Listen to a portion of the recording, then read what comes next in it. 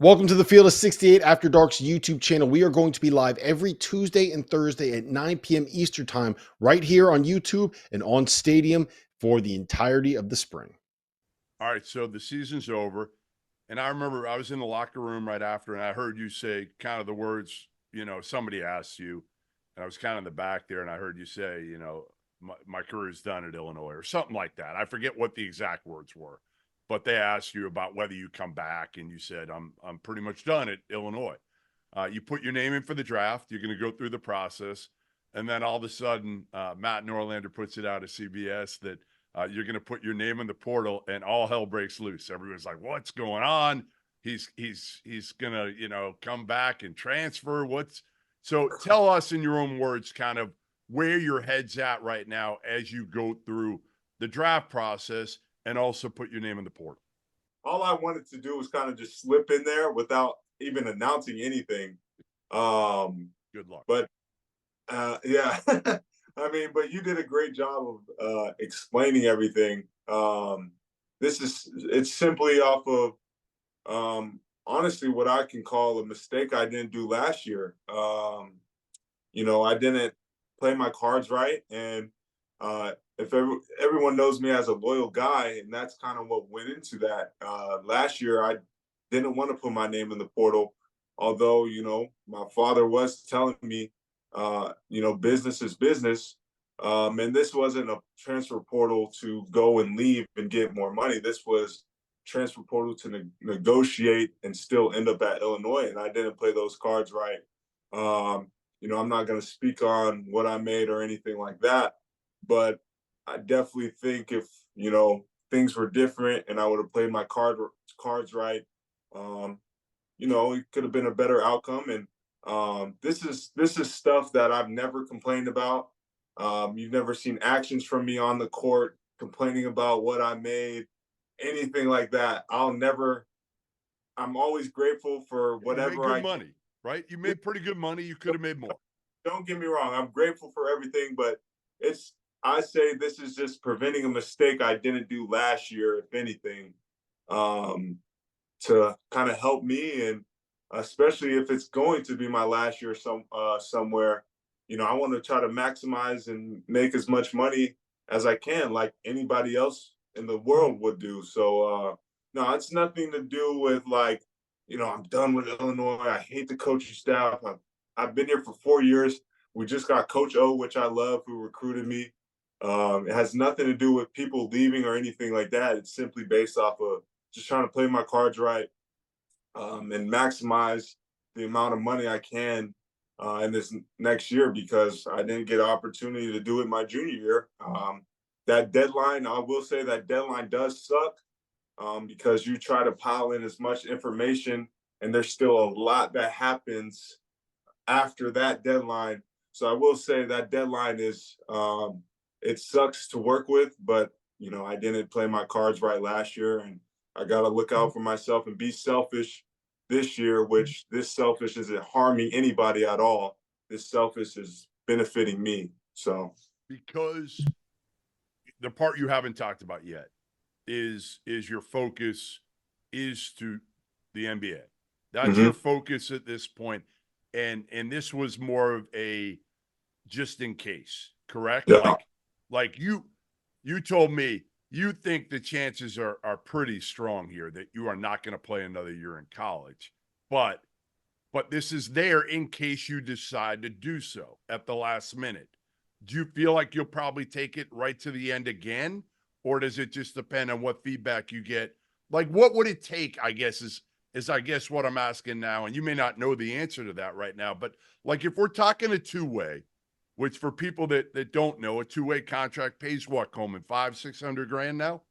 Well, it's around 600 plus. I'm pretty sure you get another 200 for playing 20 games, if I'm not mistaken. All right. So let's say you're guaranteed a two-way. We'll just kind of play this scenario through. I don't know if you want to play the scenario through here on the show, but let's play it anyway. You get a two-way. Teams say, tell your agent you're going to be drafted somewhere in maybe the 30s or 40s. 40s, most 40s are going to get a two-way. do you then, like, how do you go through this process at that point? Are you talking to teams? Is your agent going to talk to teams? Are you, because there's probably 15 guys this year that are going to make $1 million. The market has completely changed from a year ago. It has. It's like doubled, which I'm sure you're aware of by now. I'm fully aware. I'll say this, and this is where that deadline, it sucks that I believe last year it was like around, I don't even know, like May 29th. I don't know what the deadline was to withdraw last year. This is where it sucks because all you can do is try to get your agent to gather as much information based off of team workouts in the combine, which after the deadline, you have so many days for so many other workouts. And before the combine, some people don't even work out with teams, right? Right.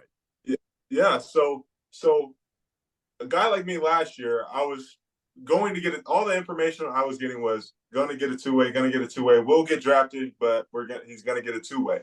So this deadline's coming.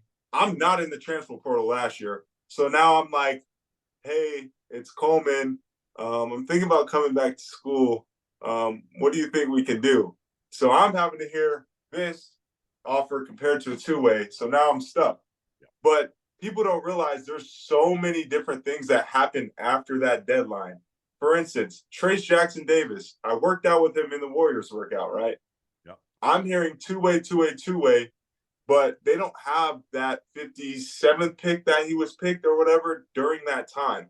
So I do a workout with them. They only have the pick that they pick with pods during that time. The season ends after the deadline. They make a trade. Now they have that pick. So in my head, I'm like, gosh darn, if only I stayed in, I could have potentially. And Trace got a guaranteed deal. Good. So there's so many different things that can happen. And that's why I don't think that deadline is very fair, because all these trades happen. This guy, you know what I'm saying? So I just wanted to be safe. If anything happens, or I'm hearing this, right now I'm hearing going to get drafted for sure. Potentially a two-way, potentially guaranteed. Everyone's saying this draft is wide open. So I think, I've talked with Coach Underwood with the numbers I put up this year, as far as like shooting and everything like that, percentages, efficiency.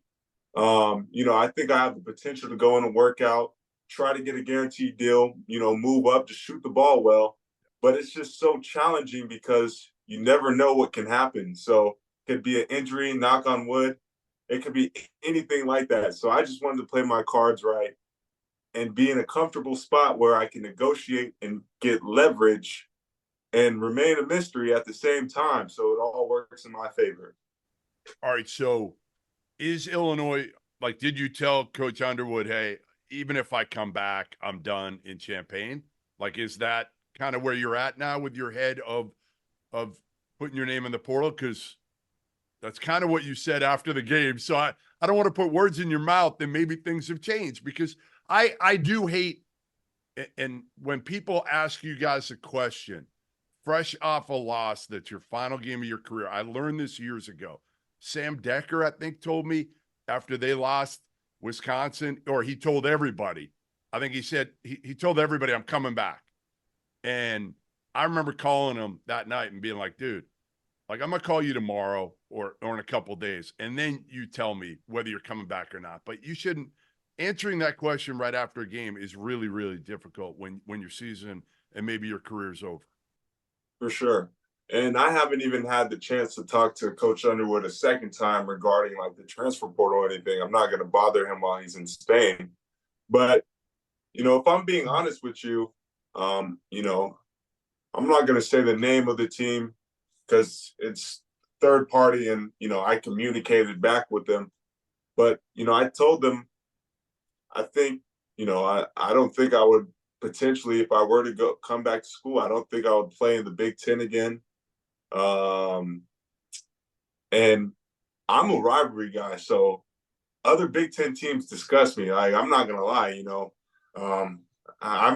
they might be disgusted by me, but I don't like them either. So I would never play in the Big Ten if I were to go somewhere else. But I mean, they're building up their roster, and I'm not gonna say I'm guaranteed to get this and that, but if I were to come back to school, I wouldn't want to take away from those guys coming in who aren't expecting me to come back, who are there probably because I'm not coming back. The new guys they got, even Merez is a great 5-man. I know I'd play some 5. So, I'd potentially, I would talk everything out with them, but I wouldn't want to take away from, those guys coming in who are going to be blinded like, oh, Coleman's back now, this might change some things for them. So, I feel like that would be kind of selfish of me, but I would definitely talk with them and keep Illinois as an option because, I'm a big loyalty guy. And like I said, if I were to go somewhere else, it wouldn't be in the Big Ten. I can't stand Mizzou. I can't stand all the other Big Ten schools. I respect them. Don't get me wrong, but I would never play in the Big Ten. So you guys wouldn't have to worry about me wearing an Indiana jersey or anything like that. So. I think they've already spent all their NIL, so you're okay with that. All right. Yeah. I'm not sure they got any left after their roster that Indiana's put together so far. Thanks for watching the Field of 68 After Dark. Make sure to hit that like button.